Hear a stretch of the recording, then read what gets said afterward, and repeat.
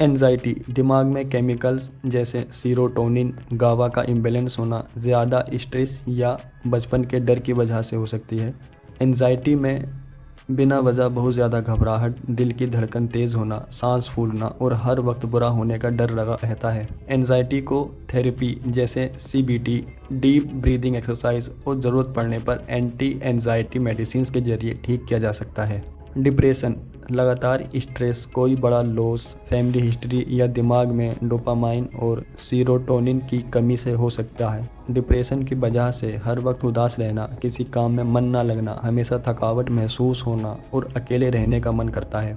Depression को counselling, doctor की सलाह, रेगुलर वर्कआउट और अपनों के साथ वक्त बिताकर ठीक किया जा सकता है। बाइपोलर डिसऑर्डर, ये खानदानी हो सकती है या ब्रेन के स्ट्रक्चर में चेंज की वजह से होती है। बाइपोलर डिसऑर्डर में मूड एक्सट्रीमली चेंज होता रहता है। कभी इंसान इतना खुश, एनर्जेटिक हो जाता है कि उसको सोने की ज़रूरत महसूस नहीं होती, तो कभी डीप डिप्रेशन में चला जाता है। बाइपोलर डिसऑर्डर को मेडिसिन के जरिए ठीक किया जा सकता है। ये एक लंबी बीमारी है। सिजोफ्रेनिया, हकीकत से दूर होना, ये है ब्रेन की केमिस्ट्री जैसे डोपामाइन इम्बैलेंस होना या कोई खानदानी जेनेटिकली दिक्कत से हो सकता है। इसमें ऐसी आवाज़ें सुनाई देती हैं जो दूसरों को नहीं सुनाई देती, दिमाग में वहम होने लगता है और इंसान कन्फ्यूज़न में रहता है, कन्फ्यूज़न भरी बातें करता है। सिजोफ्रेनिया को मेडिसिन और प्रॉपर ट्रीटमेंट और फैमिली सपोर्ट के ज़रिए ठीक किया जा सकता है। OCD, obsessive compulsive disorder, serotonin की कमी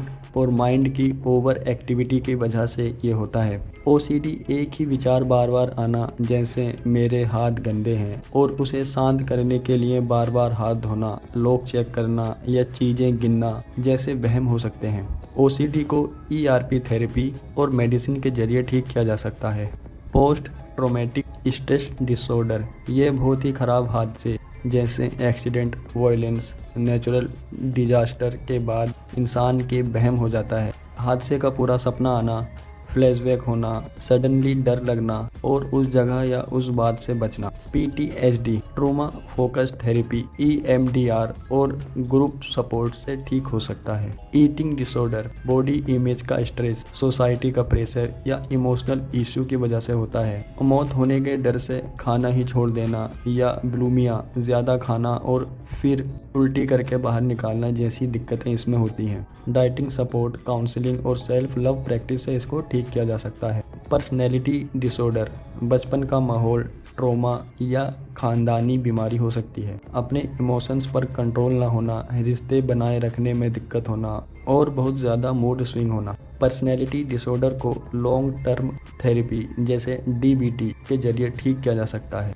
न्यूरो डेवलपमेंट डिसऑर्डर, ये बीमारी नहीं बल्कि ब्रेन का अलग तरीके से विकसित होना है जो जन्म से ही हो सकता है। इसमें एक जगह ध्यान नहीं टिक पाता है, बहुत ज़्यादा रेस्टलेस हो जाता है इंसान। ऑटिज्म में सोशल इंटरेक्शन नहीं कर पाता है, कम्युनिकेट नहीं कर पाता है। इसको थेरेपी, स्पेशल एजुकेशन और पेशेंस के साथ ठीक किया जा सकता है। Substance use disorder, stress, emotional pain से भागने की कोशिश या प्रेशर को ना झेलने की कोशिश। Substance use disorder, alcohol, drug या स्मोकिंग पर इतना डिपेंड हो जाना कि अपनी लाइफ, करियर और हेल्थ के खराब होने पर भी कोई पछतावा ना होना। कैसे ठीक हो सकता है? यह स्ट्रॉन्ग विल पावर के साथ काउंसलिंग के जरिए ठीक किया जा सकता है।